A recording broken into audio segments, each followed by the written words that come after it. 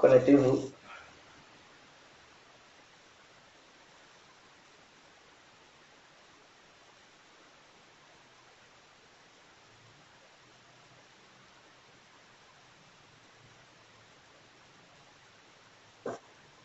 Mettez-vous en ligne. On va.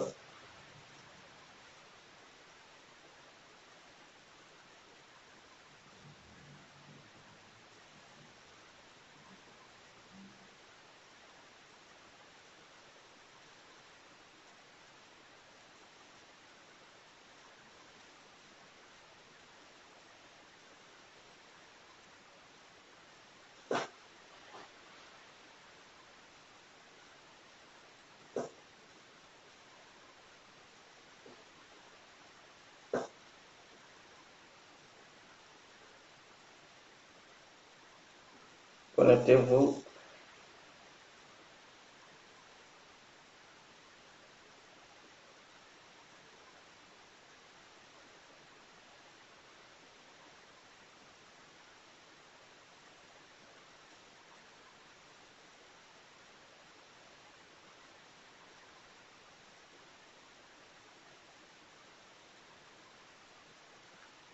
Connectez-vous, nous allons commencer. Donnez-moi une minute. On va commencer. Ça fait longtemps que je ne me suis pas connecté sur, sur ce Facebook. Aujourd'hui, je me suis connecté là-bas. On va en parler un peu.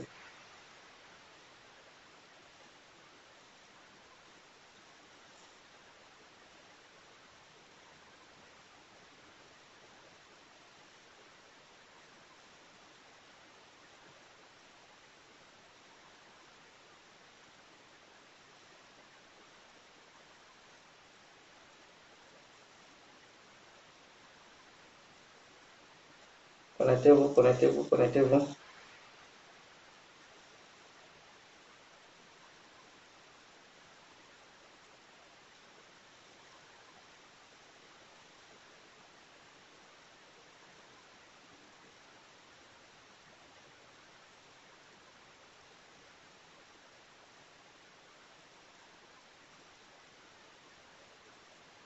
Connectez-vous, nous allons en parler un peu.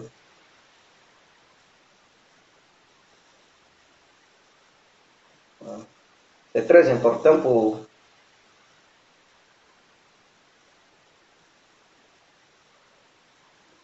Je dis les trois éducations pour éviter les coups d'État en Afrique et pourquoi Laurent Gbagbo et Alassane Ouattara ont gâté la Côte d'Ivoire. Voilà, c'est sur ça que nous allons nous baser aujourd'hui et je vais développer ça, vous verrez. Et je vous demande de me contredire si je dis des contre-vérités. Vous comprenez? Voilà. Et démentissez ce que je vous dis. Si ce n'est pas vrai, voilà, je vous invite à être sur la chaîne. Et je vais rentrer en profondeur parce que nous avons besoin de ça.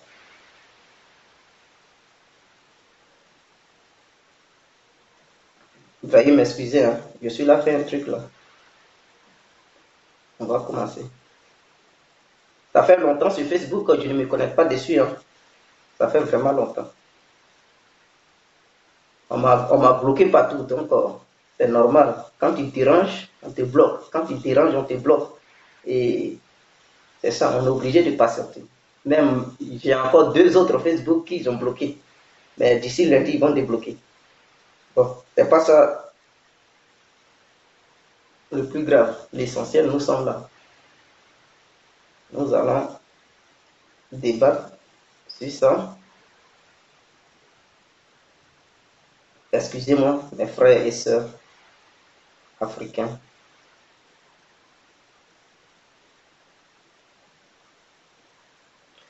Ok, bonsoir, bonsoir tout le monde. Pour ceux qui ne me connaissent pas, qui viennent à peine de me découvrir,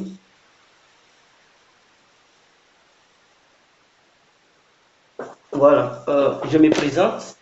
Je suis l'incontournable Djé complet tout terrain.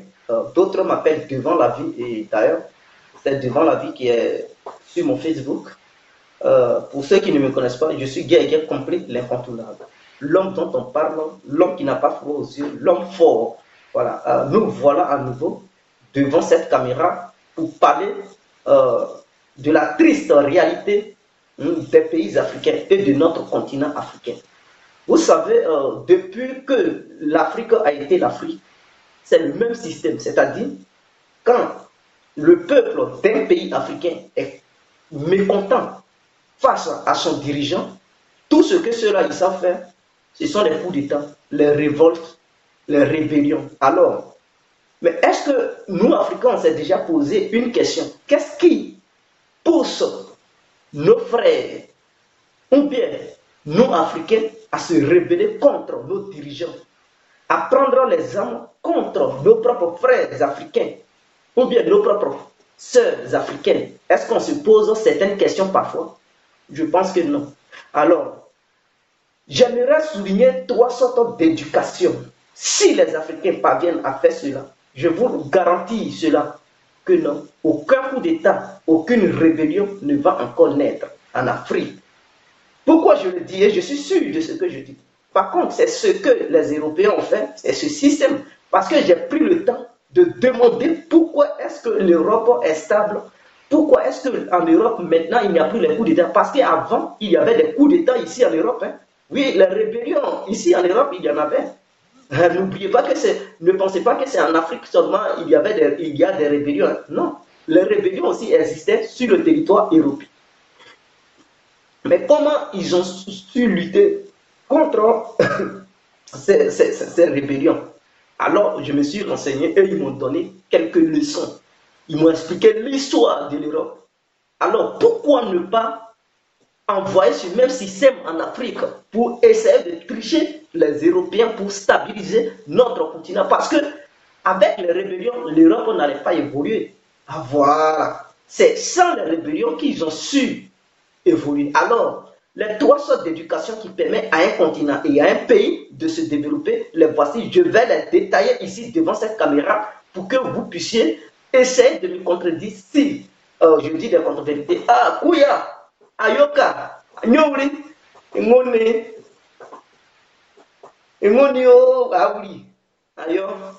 Donc, vous voyez, d'abord, il y a l'éducation financière. D'autres vont me dire de quelle éducation tu parles. L'éducation financière consiste à mettre un système social en place qui va aider tous ceux qui ne travaillent pas, parce que le rôle du chef de l'État, c'est-à-dire le rôle d'un président, c'est de faire en telle sorte que tous les citoyens de son pays, dont il est le président, dont il gouverne, puissent avoir les travaux, c'est-à-dire tous les citoyens doivent travailler, n'est-ce pas? Ça, c'est le devoir du chef de l'État. Alors, comment?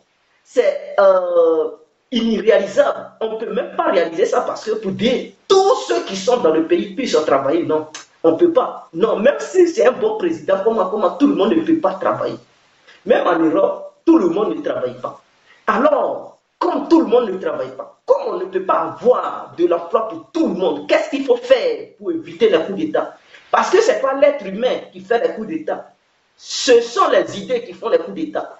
Parce que ce que tes idées te disent, c'est ce que tu t'en vas faire. C'est la pauvreté qui pousse certaines idées à pousser l'être humain, c'est-à-dire le corps, à prendre des matériels pour aller faire des coups d'État en pensant que en faisant ces coups d'État, tu vas obtenir gain de cause. Et c'est ce qui te pousse à faire les coups d'État. Donc, l'éducation financière est très importante. Oui, cette éducation est très importante. Comme on ne peut pas gagner de l'emploi pour tout le monde, il faut mettre un bon système en place qui consiste à aider tous ceux qui n'ont pas de l'emploi. C'est-à-dire tous ceux qui ont déjà au-delà de 18 ans. On ne demande pas aux Ivoiriens ou bien aux chefs d'État ivoiriens de payer les enfants, non. Enfin, il faut mettre un système en place qui est différent de celui des Européens. Comme nous sommes des pays du tiers-monde, c'est-à-dire des pays sous-développés. Vous voyez, donc on ne peut pas payer quelqu'un qui a déjà 1 an jusqu'à 18 ans, non. Et jusqu'à, je ne sais pas. Il faut commencer à payer des gens, à leur donner des aides sociales à partir de 18 ans. Ça aussi, ça ne peut pas, nos dirigeants ne peuvent pas dire non, c'est trop. Non. Il faut aider des gens qui ont à partir de 18 ans, mais qui sont encore chez leurs parents, qui ne travaillent pas parce que l'État n'a pas les moyens de donner du boulot à tout le monde. Alors, donc, s'il n'y a pas du boulot pour tout le monde, Mais il y a d'autres qui vont aller faire les coupeurs de route pour chercher de l'argent. Il y a d'autres qui seront manipulés par les grandes puissances pour essayer de prendre les armes et faire les coups d'État. Alors, si on paye chaque citoyen ivoirien à partir de 18 ans, et qu'on donne beaucoup d'emplois à d'autres personnes, qui va avoir le temps d'aller faire encore rébellion? Qui va encore prendre les armes? C'est-à-dire, ce n'est pas encore arrivé dans l'histoire de l'Afrique, d'un pays africain, à part la Libye. Et qu'un pays africain noir, prend l'initiative de mettre ce système en place. Vous pensez que ces citoyens-là, ils vont encore penser à un coup d'État? Non, non, non, non. Ils vont dire, depuis qu'on est né, on n'a jamais vécu ce système. Ce dirigeant qui est venu et qui nous montre ce système pour la première fois, non, nous là, non, on ne peut même plus faire coup d'État parce que faire coup d'État consiste à détruire ce système. Et si tu fais coup d'État, ce système est aboli, c'est-à-dire ce système est anéanti, tu ne pourras plus bénéficier. Alors tu penses que ton propre ami qui est ton ami, il va te laisser faire un coup d'État, il va dire mon frère, faut pas mettre caillou dans mon attiqué. Ce système, on n'a jamais connu ça et c'est pour la première fois, c'est la première fois que ça arrive dans notre pays. Donc nous devons nous mettre ensemble pour que on puisse se développer là-dedans. Donc l'éducation financière est très importante. Et il faut aider chacun selon ses moyens, c'est-à-dire ceux qui travaillent. Ça, c'est un autre cas. Mais ceux qui ne travaillent pas, et que l'État donne chaque fin du mois, il faut au moins donner 100 000 francs à chacun. Ça fait quoi? 100 000 francs à chaque citoyen à partir de 18 ans. Il faut les aider. Il faut aider les handicapés. Il faut aider les vieux et les retraités. Il faut voir leur cas. Vous voyez, chacun va conseiller à son enfant de ne pas utiliser une arme de guerre pour faire coup d'État. Oui, parce que c'est la première fois que ce système va arriver en Afrique. Et si ça arrive en Afrique noire, mais tous les Africains, ils seront contents. Même si les pays d'à côté ne sont pas contents, mais les citoyens de ce pays ne vont pas laisser un ressortissant d'un pays voisin à venir mélanger son pays. Non, non, non. Ils vont s'unir. Ils seront d'accord. Eux tous, ils vont combattre si une rébellion quitte ailleurs. Une rébellion étrangère quitte quelque part pour venir vous agresser. Vous allez dire non. C'est pour la première fois que nous recevons une telle aide. On ne peut pas vous laisser mettre des gravats dans notre article. Non, vous allez vous unir pour combattre. Même les impérialistes ne vont pas vous manipuler. Parce que tu as de l'argent, l'État t'aide. En quoi consiste de prendre les armes pour aller faire coup d'État encore? Tu ne peux plus prendre les armes pour aller faire coup d'État. Tu n'as pas ce temps. C'est la pauvreté qui pousse les gens à faire les coups d'État. C'est la pauvreté parce qu'on leur promet des choses. Il faut faire coup d'État, on va te donner des millions. Et nous avons vu ça tout dernièrement. Et ça donne un exemple que non, si tu prends les armes, alors tu deviens riche. Alors pour éviter cette prise d'armes pour faire les coups d'État, il faut une éducation financière. C'est très important. C'est ce que les Européens ils ont mis en place pour éviter les coups d'État ici en Europe. Et ils ont signé maintenant des accords pour renforcer ce système. Donc, dans n'importe quel pays européen, chaque citoyen, il travaille, il ne travaille pas, il a son salaire. Il a un salaire. Alors, un salaire, qu'est-ce qui va te pousser à faire encore couper de route? Pour prendre une balle cadeau dans la tête, qu'est-ce qui va te pousser? Qu'est-ce qui va te pousser à aller prendre des armes pour renverser un pouvoir? Non. Mais ensuite, le dirigeant, il vous remet le pouvoir, c'est-à-dire il donne le pouvoir au peuple. C'est-à-dire si le peuple est mécontent d'un système ou bien d'une chose que le peuple n'apprécie pas, le peuple a le droit de sortir et manifester. Cela ne veut pas dire qu'il faut prendre les armes pour faire les coups d'État. Parce que tu as payé. Tu as manifesté, tu as payé. Tu n'as pas manifesté, tu as payé. Vous comprenez? Mais dès lors que on apprend que monsieur, il est dans un coup de faire un coup d'État pour renverser le pouvoir, si on t'attrape, je dis c'est bien si on t'attrape, toi, toute ta famille, vous n'allez plus jamais recevoir une aide de la part de l'État pendant 10 ans. Oui, ça c'est la sanction. C'est-à-dire toi, le responsable, tu fais la prison ferme. 5 ans de prison ferme. Et toi, avec ta famille, vous n'allez plus recevoir une aide de la part de l'État. On coupe vos ressources. Vous comprenez? Donc, quel parent qui va laisser son enfant aller faire des bêtises pour que l'État coupe? Non. Aucun parent, c'est-à-dire chaque parent va être la caméra de son enfant. Tu fais quoi? Si les gestes de ton enfant ne fait pas truc, tu vas dire, ce que tu fais, je n'aime pas ça. Si à cause de toi, L'État ne me donne plus mes 100 000 francs CFA par mois. Je vais me tuer à cause de toi. Est-ce que tu vas accepter que ta mère se tue à cause de toi? Tu vas accepter que ton père se tue à cause de toi? Tu vas accepter que ta soeur ou ton grand frère se tue à cause de toi? Alors, dès lors, tu vas te maîtriser. Tu vas te maîtriser. Et on doit mettre une loi en place qui va empêcher tous ceux qui veulent allumer le feu dans leur pays, c'est-à-dire signer des contrats avec des grandes puissances dans le but de mettre leur pays à sang, on doit les arrêter immédiatement et les pendre. Ou bien si on attrape ces gens-là, ils ont une prison de 25 ans ferme. C'est-à-dire, on doit mettre cette loi dans notre constitution. Comme ça, chacun va avoir peur de signer des trucs bizarres avec des grandes puissances pour essayer de faire les coups d'État en Afrique.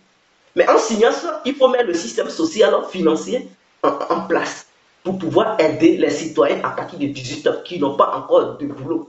Qui n'ont pas de boulot. Donc les 100 000 francs que tu lui donnes, chaque citoyen qui a 18 ans mais qui n'a pas encore de boulot. Et il faut créer aussi des entreprises pour donner de l'emploi à ceux qui ont déjà 18 ans mais qui n'ont pas de boulot. Il faut créer des emplois. Et ceux qui n'ont pas encore eu de l'emploi, tu les aides 100 000 francs par mois.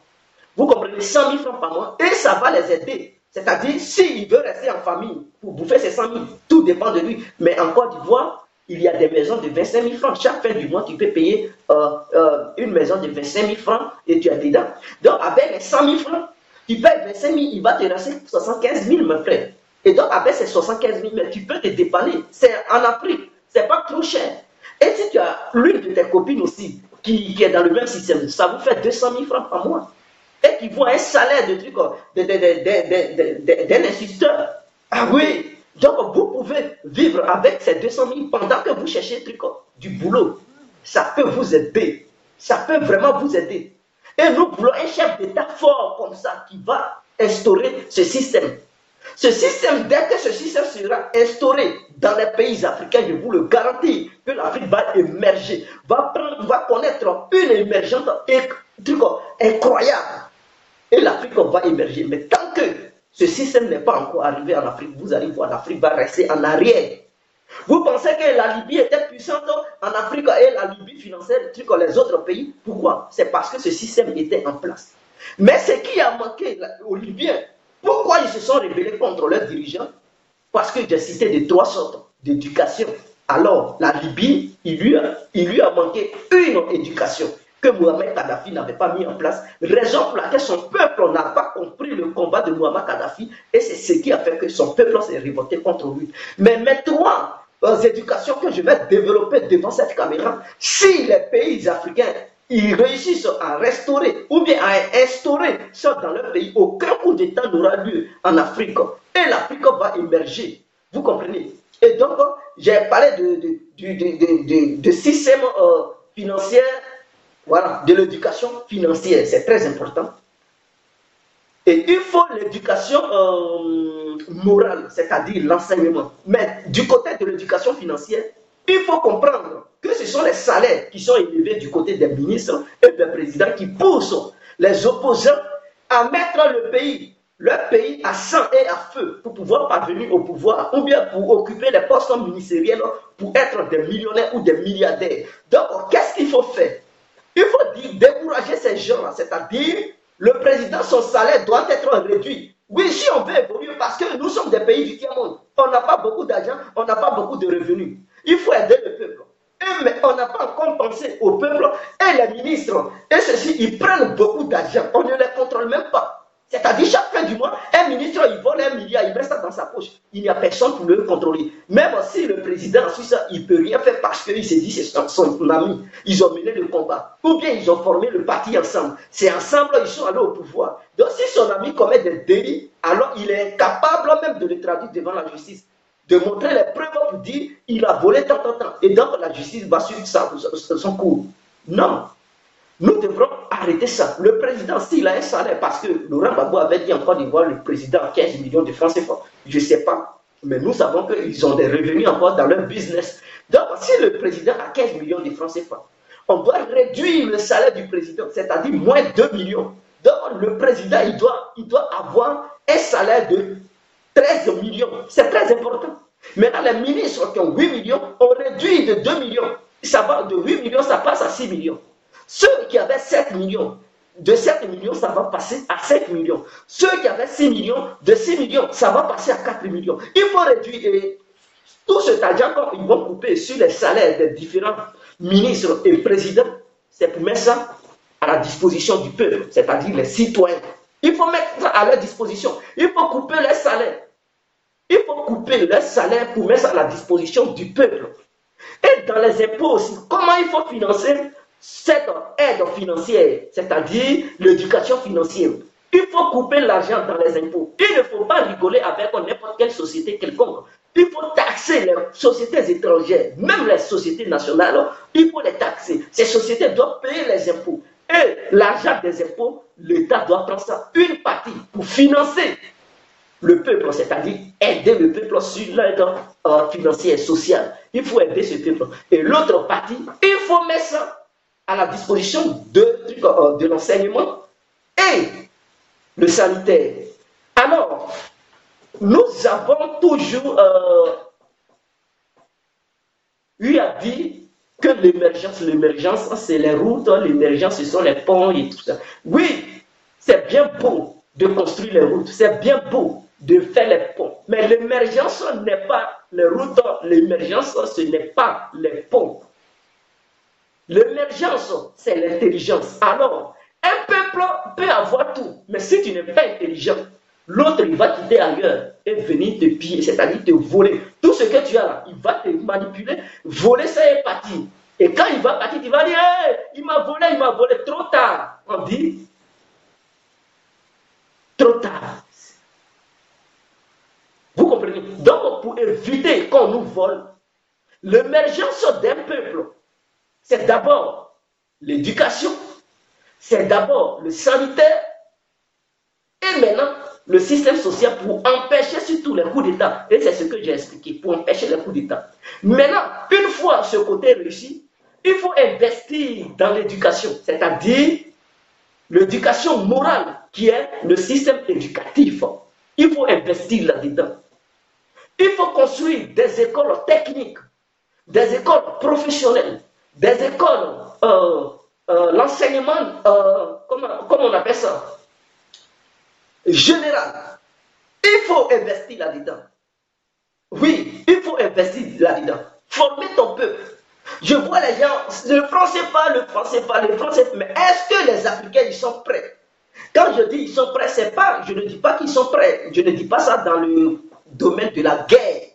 Mais est-ce qu'ils sont prêts moralement? Si vous leur arrachez le franc CFA et que vous réclamez l'indépendance, mais est-ce que l'Africain, que moi je suis, que vous êtes, vous serez capable d'inventer les vaccins, fabriquer les médicaments dans les laboratoires ivoiriens ou bien d'un pays quelconque africain? Est-ce que vous êtes capable, vous, les Africains? C'est ça, il faut penser à ça d'abord. Un vrai président, un vrai leader, avant de mener une guerre contre les grandes puissances, il faut former ton peuple d'abord. Il faut former ton peuple. Il ne s'agit pas de faire sortir les gens dans les rues. On veut notre liberté. D'ailleurs, tu rends le peuple paresseux. Parce que le fait de les faire sortir dans les rues, le peuple, dans sa tête, on pense que c'est dans les rues qu'il se trouve la liberté. C'est en criant sur tous les toits qu'on peut obtenir la liberté. Mais on te donne ta liberté. Et tu n'es même pas capable de fabriquer les armes, tes propres armes. Tu es capable parce qu'il manque les scientifiques. Tu es incapable de fabriquer les armes qu'on appelle Kalachnikov, tu ne peux pas. Un petit comprimé, tu ne peux même pas produire un petit comprimé. Le vaccin, on dit le vaccin, tu ne peux même pas. L'éducation même là, tu ne peux même pas. Alors tu veux ta liberté. Ce que j'aimerais proposer aux dirigeants africains qui réclament la liberté et la souveraineté de leur pays et de leur peuple, voici ce que vous devrez faire. Investissez beaucoup dans le système éducatif. C'est très important pour les Africains parce qu'il faut une rééducation africaine. Parce que ce peuple africain, je pense qu'on manque d'éducation. Et c'est ça le problème. C'est-à-dire quand on a confiance en un leader politique, on se dit, sans lui, notre combat est limité. Sans lui, on ne peut plus rien faire. Sans lui, on est bloqué. Sans lui, notre vie est hypothéquée. Sans lui, notre pays ne peut plus évoluer. Nous devons enlever cette philosophie dans nos têtes. Parce que c'est parce que ces leaders ne nous ont pas enseigné. que non, ce n'est pas eux seuls qui peuvent faire avancer notre pays ou bien nos pays. Mais ces leaders devraient plutôt nous enseigner que non, eux, ils ne sont qu'une référence. Mais le jour où il y a des difficultés, nous, on est capable, parce que toi aussi, tu es capable de gérer ta propre famille, mon frère. Ce n'est pas quelqu'un, ton propre ami à qui tu fais confiance et que oui, tu as mis toute ta confiance. Tu vas dire, s'il n'est plus en vie, toi, ta femme et tes enfants, tu ne peux plus essayer de les garder. Tu ne peux plus essayer de s'occuper d'eux. Non, tu peux. De la manière que tu occupes de tes enfants, pour ne pas que tes enfants ils se bagarrent. C'est comme ça aussi qu'on te confie un pays. C'est comme ça que tu dois t'occuper du pays et les ressortissants de ce pays, ainsi que tous ceux qui sont les autochtones de ce pays, puissent cohabiter ensemble, vivre l'harmonie pour ne pas qu'ils se bagarrent. Parce que même si quelqu'un il quitte ailleurs, qui n'est pas ton enfant, qui vient dans ta maison, tu ne peux pas accepter que ton propre enfant lui porte main. Et tu ne peux pas aussi accepter que lui qui est venu porte main à tes enfants. Tu vas dire, ils sont frères et sœurs. Ils n'ont qu'à vivre en harmonie. Et c'est comme ça. Alors, pourquoi toi, Africain, tu penses que quand ton leader est bloqué à des problèmes, toi aussi, tu as des problèmes? Non! Tu n'es pas une marionnette. Tu n'es pas un manège. On ne te dit pas les ficelles. Tu es énorme, tu es doté d'une intelligence. Alors, pour l'éducation, investissez ça beaucoup là-dedans. Essayez de donner une faveur, faire une faveur aux gens, les villageois, qui n'ont pas les moyens. Parce qu'en Afrique, on produit beaucoup d'enfants, on n'a pas la capacité de les mettre à l'école parce que les moyens ne sont pas là, n'y sont pas. Alors, qu'est-ce que l'État doit faire? Avec cette histoire de l'argent des impôts, sans compter la richesse du sous-sol. Oui, la richesse du sous-sol, je ne parle pas de ça d'abord. Avec tout ce qui vient de l'impôt, on peut financer le système, l'éducation financière et on peut financer l'éducation morale. L'éducation morale, c'est le système éducatif. On peut financer ça avec l'argent des impôts. Vous comprenez? Avec l'argent des impôts, on peut financer ça en créant des écoles. Et on doit tout faire pour que, entre deux villages qui sont proches, il faut avoir une école au milieu.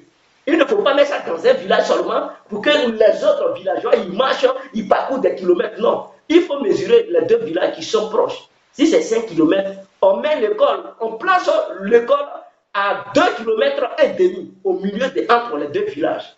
Comme ça, les ressortissants des autres villages, ils peuvent quitter là-bas. Les ressortissants de l'autre village, ils peuvent quitter là-bas. Ils ont la même distance à parcourir. Pour venir à l'école, il ne faut pas favoriser un village pour délaisser un village. Parce qu'eux, ils vont se sentir frustrés. Donc, il faut placer juste l'école au milieu. Si c'est deux petits villages. Maintenant, si c'est des grands villages, il faut mettre des écoles dans ces mêmes villages-là. Pour les favoriser et essayer de les aider. C'est-à-dire, à partir de l'école primaire, l'enseignement doit être gratuit. Ça fait quoi? Ça fait quoi? L'argent que vous gagnez, l'enseignement doit être gratuit à partir de l'école primaire. Vous comprenez? C'est-à-dire, c'est au CM2, arrivé au CM2, classe d'examen. Si on veut passer l'examen, vous pouvez taxer les parents pour dire, bon, pour passer l'examen, chaque parent doit payer 3 000 francs, 3 000 francs, 3 000 francs. Il faut payer 3 000 francs pour passer l'examen. Donc, c'est ça qui sera leur scolarité, c'est-à-dire ceux seulement qui sont en classe d'examen. 3 000 francs chaque tête. Et ils vont payer ça. Ils vont en 6e. Donc, en 6e, ils seront orientés dans les écoles publiques. S'ils ont des moyens vraiment bien élevés, ils seront orientés dans les écoles publiques. Et donc, dans ces écoles publiques, ils auront encore une aide de la part de l'État. C'est-à-dire, la scolarité sera divisée en deux. Maintenant, par contre, ceux qui vont aller dans les écoles privées, bon, ça c'est un autre cas. Mais l'État aussi doit prendre la responsabilité de payer une moitié de toutes les écoles privées, c'est-à-dire payer d'avance pour que les écoles privées puissent aussi faire moins cher. Les gens, les Ivoiriens qui vont aller apprendre là-bas. Alors, si tu es étranger et que tu n'as pas les documents ivoiriens, alors tu seras taxé de la manière l'enseignement l'exige. Voilà ce que nous devons faire. Voilà ce que nous devons faire. Donc, on doit encourager les enfants. Et l'État doit surveiller ses enfants de près. Parce que les parents, ils n'ont plus beaucoup à investir là-dedans. Donc, l'État doit les surveiller de près. Parce que, d'ailleurs, qu'est-ce qui va t'empêcher de mettre ton enfant à l'école? On t'aide déjà. Tu as 100 000 francs par mois parce que tu ne travailles pas. Tu as 100 000 francs par mois Et depuis l'école primaire, on te dit c'est gratuit. C'est au CM2, tu vas payer 3 000. Tu vas encore dire tu n'as pas les 3 000. Non. Pour ça, on doit même traduire les parents devant la justice. Parce que l'État sait qu'il fait déjà trop. Maintenant, en sixième, si on dit la scolarité avec 36 000 francs, alors l'État peut réduire pour dire, bon, c'est 15 000 francs la scolarité. Chaque parent doit payer 15 000. Sachant bel et bien que l'État finance déjà chaque famille. Tous ceux qui ont en dessus de trucs en 18 ans, mais qui n'ont pas encore de boulot, donc l'État les finance à 100 000 francs par mois. Donc ceux-là, ils seront capables de payer ces 15 000 francs. Ils ne vont pas dire on n'a pas les moyens. Non, ils auront les moyens parce qu'ils sont payés chaque fin du mois. Lui qui va tenter de dire je n'ai pas les moyens, alors il sera traduit devant la justice et il fera 1 an de prison ferme. Il faut les suivre de près. Il ne faut pas jouer. Ils vont dire oui, ce dirigeant est un dictateur. Non, il n'est pas un dictateur. Il veut le bien-être du peuple. Il ne faut pas laisser le peuple traîner dans le désordre, dans la plaisanterie, parce que quand tu veux obtenir quelque chose, il faut taper dur tes citoyens, il faut les taper dur. Et tu dois voter une loi pour dire, tous les leaders qui vont venir, si toi tu n'es pas là, tous ceux qui vont venir, ils ont le droit de payer chaque citoyen ivoirien. C'est 100 000 francs. Tu mets ça dans la Constitution. Pour ne pas que l'autre, il va dire, le système imposé par l'autre, je ne reconnais pas. Dès lors qu'il dit, il ne reconnaît pas, l'armée l'enlève immédiatement. Oui, il enlève, on met quelqu'un d'autre. Lui qui peut accepter de payer les 100 000 francs à chaque citoyen ivoirien qui ne travaille pas. Maintenant, ceux qui sont les étrangers qui ne travaillent pas, ils auront un système, mais je vais arriver sur ce système. Ça sera dans le système sanitaire. Donc, aider les gens dans l'éducation. Ils n'ont qu'à faire la pratique. Il ne faut pas envoyer des théoriciens. On fait la théorie, mais on ne fait jamais les pratiques. Il faut les encourager à s'orienter vers les sciences, se développer, être des crâneux. Et une fois qu'on aura des vrais scientifiques, des personnes capables qui vont faire la pratique, qui vont faire des essais, s'ils réussissent, et qu'on est maintenant capable de faire certaines choses nous-mêmes, on va dire, bon, les colons, vraiment, vous nous avez soutenus, vous nous avez pillés pendant longtemps, mais maintenant, vraiment, on ne veut plus que vous nous aidiez maintenant. Nous, on veut être libres. Parce que tu sais que tes éléments, ton peuple est fort, tu as formé ton peuple. Si le blanc, il met embargo sur les médicaments, tu es capable de produire tes propres médicaments. On a vu ça en Côte d'Ivoire. Embargo sur les médicaments, les Ivoiriens mouraient. Parce que l'Ivoirien est capable de fabriquer un petit comprimé. L'Ivoirien est capable de fabriquer un petit vaccin, de faire un petit vaccin. On a vu ça en Guinée. Les gens, ils mouraient. Un Africain n'a pu envoyer son vaccin. C'est-à-dire, c'est les grandes puissances toujours qui viennent nous aider. Et dans ça, on veut avoir notre liberté. Il faut former le peuple africain d'abord dans ça. Le peuple africain doit être conscient que non, qu'on parle de liberté, il faut tenir compte de tout ça. Il ne faut pas tout de suite voir l'argent, non. Il faut savoir qu'il aura des maladies. Les Occidentaux, ils vont essayer d'envoyer des maladies envers nous. Et nous, on doit être capable de faire face à ça. Mais si tu veux la liberté, et que tu as des individus qui sont incompétents de fabriquer des médicaments, de développer des vaccins, de faire des sérums et tout ça, mais tu veux la liberté pour faire quoi? C'est de la plaisanterie. Et nous ne voulons plus des présidents qui font des discours pour distraire le peuple africain. Comme M. Alpha Condé. Il fait des discours pour essayer de distraire le peuple africain. Moi, je ne suis pas dans ce genre de discours. Avant de passer à ce discours, il doit d'abord cultiver son peuple. Parce que j'ai l'impression que les Guinéens, ils ne vont même pas à l'école. Les Guinéens, ils ne vont pas à l'école. Oh, lui, M. Alpha Condé, il veut lutter contre ce système. Il y a une maladie qui a frappé la Guinée. Il devrait prendre conscience. Essayer de blaguer ces gens-là pour investir dans le système éducatif et leur donner une opportunité d'être des grands scientifiques. Je ne sais pas.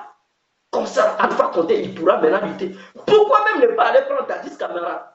Parce que si Alpha Condé, il veut mener cette lutte, sachant bel et bien qu'il y avait déjà un Guinéen avant lui, c'est-à-dire qui a été au pouvoir, un militaire guinéen, qui avait la même vision que Alpha Condé, c'est-à-dire Dadis Camara, qui ne marchait pas ses mots.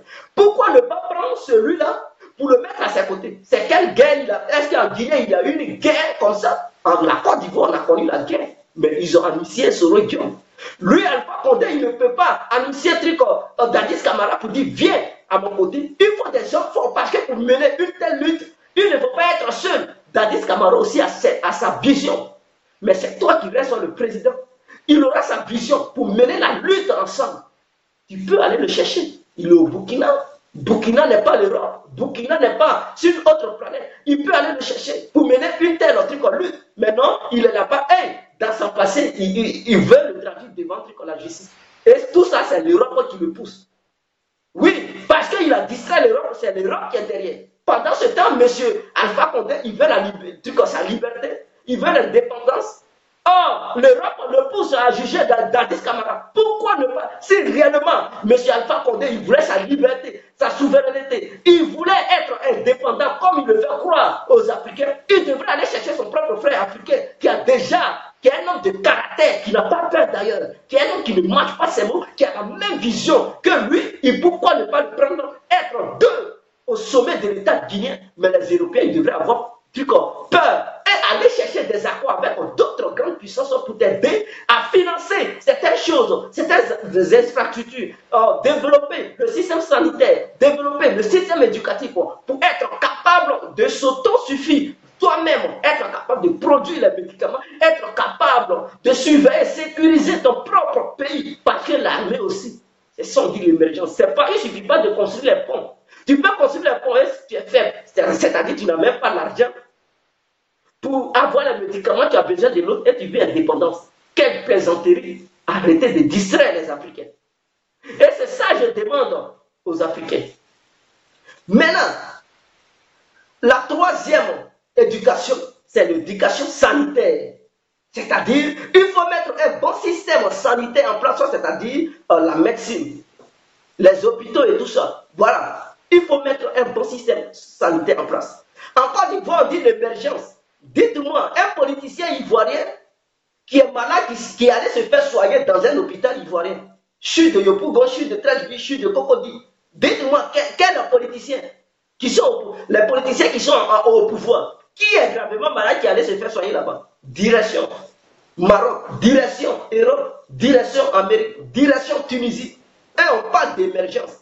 Mais quand on dit un pays va dans l'émergence, il faut être capable de se faire soigner toi-même qui es le dirigeant. Si tu es malade sur ton propre territoire, là on voit que non, le pays est en train d'aller dans l'émergence. Parce que tu es capable de te faire soigner dans ton propre pays, avec la médecine qui est développée. Mais tu es incapable de te faire soigner dans ton propre pays. Quand tu es malade, tu vas chez les autres. C'est que les autres, chez eux, est plus émergent que chez toi. Alors pourquoi vous distraire? Vous êtes là, distraire le peuple ivoirien. Nous ne sommes pas là-dedans. Sortez le peuple ivoirien pour voir les autres pays, ce qu'on appelle l'émergence. En Belgique, ici, on dit que c'est un pays émergent. Mais les routes ne sont pas assez. Ici, là, il y a toujours un embouteillage. Tu vas quelque part, tu es dans l'embouteillage, mes frères. Tu es dans l'embouteillage. Il n'y a pas assez de routes. Or, ici, c'est le cœur même de l'Europe. Ça passe partout. Les voitures passent ici pour aller souvent en Allemagne, en Hollande, et tout ça pour aller en France. Et ça est là. Vous comprenez? Il y a d'autres qui viennent stationner ici pour prendre des bateaux pour aller en Angleterre s'ils ne veulent pas prendre les métros ou bien les cars ou les avions. Ils préfèrent prendre le bateau ici en Belgique. Mais attendez. Leurs routes ne sont pas si développées. Mais ils sont émergents parce qu'ils ont des vrais hôpitaux. Ils ont des vrais hôpitaux. Et les autres médecins des autres pays européens viennent se former ici en Belgique. Donc c'est un moteur du domaine de la médecine. Même il y a des Américains qui viennent apprendre ici en Belgique, qui repartent. Dans les écoles, je vois, il y a des Américains ici. Vous comprenez? Même quand je faisais encore l'intégration ici, j'ai trouvé des Anglaises, les Américains, les Brésiliens qui viennent, non, je suis venu faire une formation du côté de la médecine. Mais il faudrait que j'apprenne l'intégration d'abord, parce qu'on nous oblige ici à apprendre à faire l'intégration. Et c'est là-bas que tu découvres qu'il y a des personnes qui viennent des pays, qu'on dit grande puissance, qui viennent apprendre la médecine ici en Belgique, qui est un petit pays, qui repartent. Après avoir fini d'apprendre, ils repartent. Pourquoi en Côte d'Ivoire on ne peut pas faire ça? Faire des systèmes sanitaires très solides pour que l'Ivoirien puisse se soigner sur son propre territoire, pour ne pas qu'il y ait des morts en désordre. C'est ça qu'on appelle l'émergence. Un bon système éducatif. un bon système sanitaire et le système financier, truc financier plutôt, c'est-à-dire l'éducation financière, l'éducation sanitaire et l'éducation morale. Voilà, ces trois choses. Si un pays a ça, le pays évite les coups d'État, le pays s'autosuffit lui-même parce qu'aucun pays au monde ne peut te mettre en embargo médical sur toi. Non. En Côte d'Ivoire, ça devrait nous servir de leçon. Pendant la crise, ils ont mis un embargo médical. On a souffert, on est mort beaucoup. Parce qu'il n'y avait plus de médicaments. Parce que l'Ivoirien n'a pas été formé dans ça. Laurent Gbagbo a fait une grave erreur. C'est-à-dire qu'il n'était pas prêt dans tous ces domaines et il déclenche un truc qu'il ne pouvait même pas maîtriser lui-même. Et les Ivoiriens, ils sont morts. Ils sont morts beaucoup. Voilà pourquoi je dis Alassane Ouattara et Laurent Gbagbo ont gâté la Côte d'Ivoire. Et pourquoi encore? Ça, je laisse du côté des trucs de l'éducation.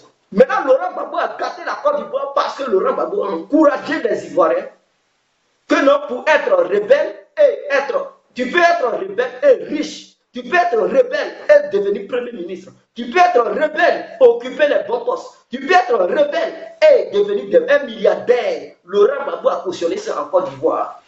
Donc, il est à l'origine même de ce qui arrive au pays. Si les Ivoiriens sont devenus fainéants et qu'ils pensent que c'est en n'attrapant les armes qu'on devient riche, mais oui, Laurent Gbagbo a montré ça aux Ivoiriens. Parce qu'il a initié tous les rebelles en 2003, suite au coup d'État de 19 septembre 2002, Laurent Gbagbo a dit il est gracié. Au lieu de prendre des responsabilités pour signer des contrats avec des autres grandes puissances, parce qu'il savait que derrière cette rébellion, il y avait d'autres puissances qui soutenaient la rébellion. Alors, pour résister et ne pas te faire foutre à la porte, à la petite porte, alors il fera mieux aussi d'aller signer des contrats avec d'autres grandes puissances. Là, la force est équilibrée. Alors, on pourra passer aux négociations. Mais si toi, l'autre, il a des grandes puissances derrière toi, derrière lui, et toi, tu n'as aucune puissance, tu penses qu'il y a l'équité de la force? Non, ils vont coûter coûte t'enlever. Maintenant, le fait de te braguer et tout ça, Soro Diom, il vous a roulé dans la farine. Il vous a manipulé. Tout un lot d'individus, c'est-à-dire Laurent Gbagbo et son groupe. Soro Diom, lui seul, il vous a manipulé comme ça. Il a eu la place du Premier ministre, il a eu la place, il a eu plusieurs postes sous le gouvernement de Laurent Gbagbo. Donc, Laurent Gbagbo, là, il venait de donner l'exemple aux Ivoiriens que tu peux tuer et tout. On peut initier ça. Tu peux tuer tout, devenir Premier ministre. Tu peux tuer tout, devenir milliardaire. Parce que Laurent Gbagbo n'a pas accepté de lancer des mandats d'arrêt contre ceux-là. Il n'a pas accepté de lancer des mandats d'arrêt contre ceux qui ont pillé la BCAO de Boaké. Et tout ça, il a pardonné. Donc, ce qui revient a dit que Laurent Gbagbo, il a encouragé cette rébellion. Quand on parle de ça, les Gbagbo, ils ne veulent pas. Quand on parle de ça, ils ne veulent pas. Mais il faut reconnaître ce que tu as fait qui n'est pas bien. Il faut reconnaître, si tu as tort à un moment donné, il faut dire oui, j'ai tort. Parce que si quelque chose t'arrive dans ta vie, pose-toi la question, qu'est-ce qui a fait que cela m'est arrivé? Est-ce que je n'ai pas fait des bêtises? Est-ce que dans mes gestes, je n'ai pas commis des erreurs? Si tu as commis des erreurs, il faut les reconnaître.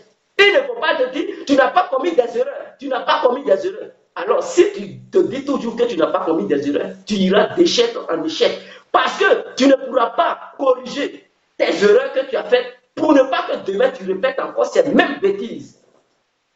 Si tu t'en vas draguer une femme et que tu as fait un échec devant elle, il faut te mettre en question, qu'est-ce que j'ai pu lui dire? Quel mot qui est sorti de ma bouche? Est-ce que ce que je lui ai dit, c'était bien? Est-ce que ce n'était pas un peu bizarre? Tu te poses des questions. Et tu vas trouver que non, oui, ce que tu venais de lui dire, non, ce n'était pas bien. Si tu as gagné, tu vas vers une fille et que tu la dragues, elle accepte. Il faut te dire, oui, vraiment, j'ai réussi. Qu'est-ce que j'ai pu lui dire pour qu'elle accepte? Et tu lui demandes, pourquoi tu as accepté? Elle va te dire, voici ce que tu as abordé qui m'a touché. C'est ça qui m'a poussé à accepter. Ta manière de t'exprimer, ta manière de me prendre. Oui, ta lucidité, c'est ça qui m'a poussé à t'accepter. Et tu vas dire, ok, désormais, je vais procéder de la même. Mais si tu as fait un échec, tu dis, mais pourquoi? Elle va dire, tu es trop truc, tu es trop galant. Non, tu es quelqu'un qui est trop truc exhibé, qui est quelqu'un qui est trop truc, voilà, tu parles trop, tu es comme ça, comme ça. C'est ça qui a fait que je n'ai pas accepté. Demain, quand tu vas encore croiser une autre fille, tu vas te maîtriser, tu vas essayer de la convaincre. C'est ça aussi la politique.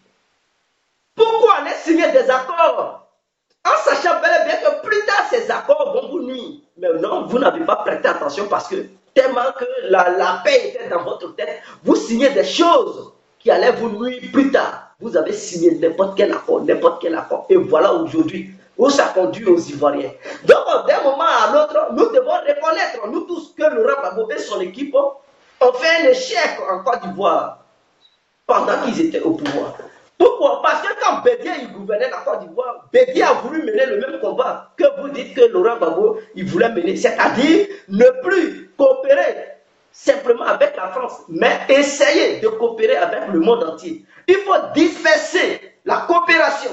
Il ne faut pas fixer ça sur ce pays, parce que le jour où ce pays va se fâcher contre toi, si tu fixes ta coopération et que tu dis c'est tel pays ou rien, et c'est ce qui est dans vos slogans. Lui là ou rien, lui là ou rien. Non, c'est une erreur grave. Il ne faut pas dire la France ou rien. Sans la France, je ne peux pas emmener mes choses que j'ai ailleurs. Non.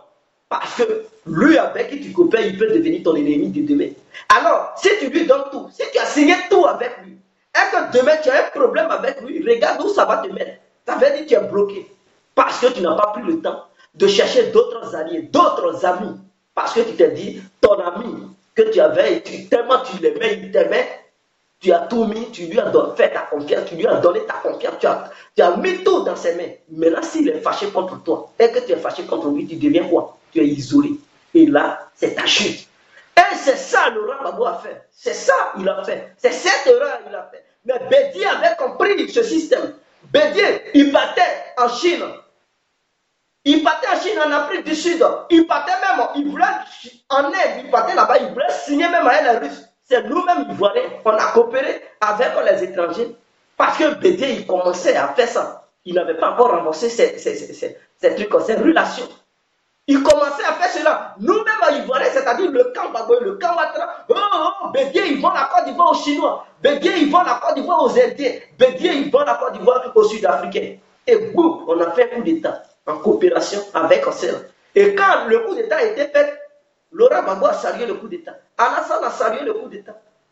Donc, c'est-à-dire les deux oppositions qui ont foutu la merde d'aujourd'hui, ils ont salué le coup d'État. Or, ce monsieur, Henri Konan Bédié, il voulait disperser nos alliés. C'est-à-dire, la Côte d'Ivoire a un seul allié qui est la France. Si la France est fâchée, on est foutu. Mais si tu as plusieurs alliés et que l'autre allié il n'est pas d'accord, et que les autres alliés sont d'accord, mais ils vont te protéger. L'autre allié ne pourra rien faire. Ça va passer aux négociations. Il va monter, descendre, il ne peut rien faire. C'est la négociation. C'est comme ça, pour avoir un État fort. Maintenant, on a fait tomber Bédié. Maintenant, Laurent Gbagbo, il vient. Non, c'est le même combat. Pourquoi, si c'était le même combat, pourquoi vous avez laissé Bédié tomber? Pourquoi ne pas coopérer avec Bédié pour mener ce même combat? Vous venez, vous mettez les jeunes dans la rue, Parlement en Gora, mais c'est de rendre les Ivoiriens fainéants. Ils ne travaillent plus. C'est-à-dire, chaque Ivoirien, il est dans son bureau. Non, là, il n'a qu'à arriver, je vais aller au Parlement pour écouter les nouvelles de la politique de Gbagbo. Et donc, chacun même, il était à l'école, même, il ne se concentrait plus. Il n'était plus même, il est assis dans la classe, mais sa pensée est dans le Parlement et à Gola. Comment vous voulez que la Côte d'Ivoire avance? Avec un tel raisonnement, vous pensiez que non, on allait sortir de ça? Lutte contre les impérialistes. On ne se lève pas comme ça pour lutter contre les impérialistes. Il n'était même pas encore prêt. Et il a déclenché ça. C'est-à-dire, pour être prêt, il faut acheter les machines qui peuvent taper les monnaies. Il faut signer des accords avec d'autres pays. Si jamais tu tapes ta monnaie, quel pays qui va reconnaître ta monnaie? C'est ça, il faut chercher ses liens. Gbagbo n'a même pas cherché ses liens. Il n'a même pas cherché d'autres pays. Et il est là, il déclenche ça. On met un embargo sur lui, on ferme les banques, on bloque les médicaments. Les Ivoiriens, ils ont un problème. C'est maintenant Laurent Gbagbo, il voulait payer maintenant les machines en Inde pour venir taper sa monnaie en Côte d'Ivoire. Ils ont bloqué les machines ici. C'est arrivé au port autonome d'Abidjan. Les Français ont bloqué. C'est-à-dire les Français, ils contrôlaient encore le port. Les Français contrôlaient le port. Ils veulent amener des machines. il contrôle l'aéroport, il contrôle le port. Et tu veux faire venir quelle machine? Mais sa politique, et les Français, ils étaient au palais présidentiel de la Côte d'Ivoire. Alors pourquoi ne pas essayer de mettre une bonne stratégie en place pour les faire fuir de ton palais, parce que toutes les réunions que tu vas faire, eux ils sont au courant, ils ont mis des micros là-bas. Donc même quand tu sois dans ton bureau, eux ils t'écoutent, ils sont très forts. Donc dans leur truc, ils avaient mis des micros, tout ce que vous dites, non, comme on appelle ça même, réunion des ministres, ils étaient au courant de ce que vous dites. Vous ne parlez pas en djoula, c'est pas embêté, vous parlez en français, ils parlent français. Ils étaient au courant de ce que vous dites. Et vous voulez mener une lutte contre eux. Ça, c'était de la plaisanterie. Gbagbo, il nous a roulé dans la farine. Maintenant, le port qui est contrôlé par les Français, pourquoi ne pas tout faire pour enlever les Français là-dedans? L'aéroport, enlever les Français là-dedans. Faire venir des machines en cachette, réunir tout pour dire je vais battre ma monnaie. Et maintenant, essayer d'attaquer l'affaire du franc CFA. S'ils mettent en embargo, tu dis je m'en fous, tu bats ta monnaie et puis c'est fini. Ils seront surpris que la Côte d'Ivoire, les Ivoiriens ont battu leur monnaie. Les Ivoiriens, ils sont prêts. Si jamais on met un embargo sur les médicaments, les Ivoiriens, ils vont taper leurs médicaments. Ils seront surpris. Ah, ils ont leurs médicaments. Ils font des médicaments maintenant. Voilà ce qu'on dit, la vraie lutte. Il ne s'agit pas de s'agiter dans les rues d'Abidjan, de Koumassi, de plateaux, crier, avoir des millions. Non. Laurent Gbagbo encore, il nous a prouvé qu'en criant tout simplement dans le Parlement à Gouron, on devient milliardaire. Et c'est ça qu'ils nous ont montré. Et donc tous les Ivoiriens, ils sont devenus des gens du Parlement à Gouron. Maintenant, c'est Parlement de Facebook, Parlement de YouTube. C'est ce que les Ivoiriens ils font maintenant. Quant à Alassane Ouattara, lui aussi, ce qu'il est là faire, c'est dangereux. Alassane Ouattara, il montre, il éduque les Ivoiriens dans une science ou bien dans une philosophie, en disant aux Ivoiriens que quand tu prends les armes, tu deviens millionnaire. Oui, Alassane Ouattara, c'est ce qu'il est là fait. C'est-à-dire, il a promis d'autres Ivoiriens pour dire, allez-y tuer vos propres frères, allez-y tuer vos frères. Parce que quand tu as une grosse villa, tu obtiens des millions. Allez-y tuer, je vais vous donner. Il signe un accord. Et ceux-là, ils versent le sang des Ivoiriens et après, ils leur donnent 12 millions. Alors, quelle éducation Alassane il donne à la génération qui vient? Mais c'est dans cette même tendance, sur cette même génération, on va continuer. C'est-à-dire faire un coup d'État et obtenir des millions. Et ils vont prendre des exemples sur les différents chefs rebelles. C'est-à-dire les Ouattao, les Chérif Ousmane, ceux qui n'étaient rien, qui sont devenus des milliardaires, ils ont des grosses caisses. Les petits mutés là, qui sont devenus des millionnaires, qui font maintenant leur business. Mais chaque Ivoirien va prendre exemple sur ça. Et demain, lui, quand Alassane ne sera plus là, mais les gens, ils vont raisonner dans cette même logique pour dire coup d'État. Et ils seront prêts à faire des coups d'État si jamais quelqu'un vient leur proposer des coups d'État. Parce qu'ils vont dire, leurs grands frères ont fait aussi des coups d'État, ils ont réussi. Eux aussi, ils vont faire des coups d'État, ils vont réussir. Voilà dans ce que nos politiciens, ils nous conduisent. Et quand on parle de ça, les gens, ils ne veulent pas ouvrir leurs esprits, ils ne veulent pas ouvrir leurs pensées. C'est ça, Alassane, il appelle l'émergence? Non, c'est la retendance. Alassane, il est là nous amener en arrière. Ça, c'est pas de l'émergence. Parce qu'en éduquant le peuple comme ça, non. Il faut financer tout le monde. Il ne faut pas financer un groupuscule d'individus, les satisfaire pour ton propre bien-être. Non, tu es venu pour satisfaire tout le monde. Raison pour laquelle, au lieu de partager 12 millions à un groupuscule d'individus, donner des milliards à des ministres, que même le président, il n'arrive même pas à contrôler. Le président lui-même, il n'y a personne pour le contrôler. Lui-même, il prend des milliards au détriment du peuple. Et le peuple qui souffre. Alors, que ça suffise. Il faut mettre une armée policière qui sera neutre, bien formée, je dis bien formée, pas des individus qui seront corrompus. Pour contrôler même le président, son salaire, il a combien? Parce qu'avant de venir au pouvoir, il doit déclarer, c'est bien. On doit savoir combien il avait dans son compte. Si c'est 500 000 francs qu'il avait dans son compte, parce qu'on n'a pas besoin d'être riche pour être président. Ça, c'est clair. Si c'est 500 000, il ne faut pas avoir, on déclare. Tout le monde sait que c'est 500 000. Ton salaire sera réduit pour essayer de satisfaire le peuple. Donc, si tu as 15 millions, on te donne 13 millions. C'est contrôlé. Dès lors qu'on voit qu'il y a surplus, monsieur le président, où tu as enlevé ça, on te suspend. Le président de l'Assemblée nationale, il prend le dessus. C'est lui qui gère d'abord, pas intérim. et on fait des enquêtes sur ça pour voir si tu n'as pas détourné l'argent. Si jamais tu as détourné l'argent, on te destitue. Oui, on doit mettre une loi comme ça dans la constitution ivoirienne. Comme ça. Et même dans tous les pays africains, on doit mettre une loi comme ça dans leur constitution pour éviter la corruption au sein de l'État même. Parce que l'État même est le premier élément qui pourrisse la vie aux citoyens. Vous comprenez? Donc, il faut procéder de la sorte. On doit procéder de la sorte. Maintenant, par contre, les députés et les maires, parce que les gens ont tendance à dire que non, c'est le peuple qui les a élus, donc on ne peut pas les destituer. Non. Président, même on peut destituer le président. Ce n'est pas maire ou député qu'on ne peut pas destituer. Parce qu'eux, ils représentent les lois et tout ça. Non, on peut les destituer. Parce que quand tu veux que ton pays aille de loin, il faut destituer ces gens-là. Il faut voter une loi, mettre une loi dans la constitution ivoirienne pour dire le député, pour faire les routes, par exemple, parce que c'est eux qui s'occupent des grandes routes. Le maire, lui, il s'occupe de la ville. Mais les routes et consorts, ce sont les députés. Et donc, quand un député il est élu, c'est qu'il promet au peuple et qu'il va auprès du gouvernement pour dire je veux réaliser telle chose parce que j'avais promis ça dans ma campagne. Ok. Même si c'est une autre région quelconque, ça va. L'État te donne les moyens parce que tu as promis ça. C'est la Côte d'Ivoire qui évolue. C'est le pays qui développe. Quelle que soit la région, on te donne les moyens. Mais on doit te suivre de près.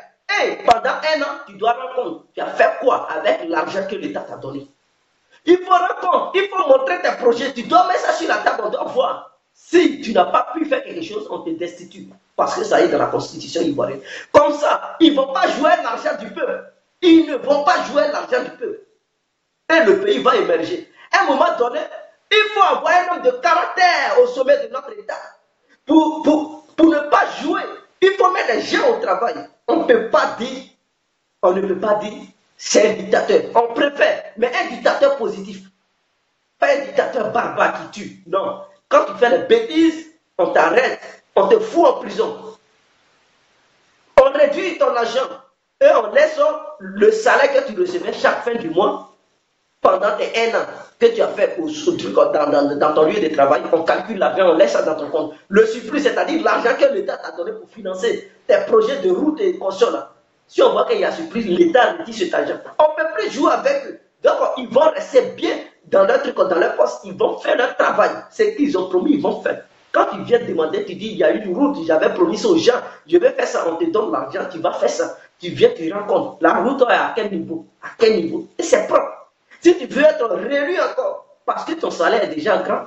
Donc, voilà ce qu'on doit faire pour l'évolution de l'Afrique.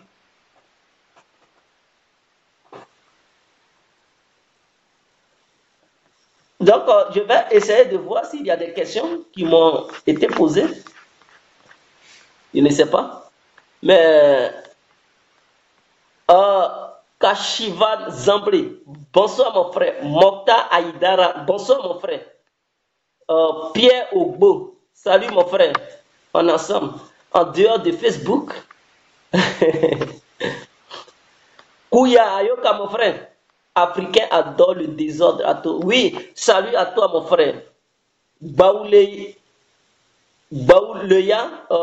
Giblo. Bonsoir, mon frère. Alice Gou, ma soeur. Bravo, mon petit frère. Alice Gou. Bonsoir, ma soeur. On est ensemble. Enso, l'homme fort. On est ensemble.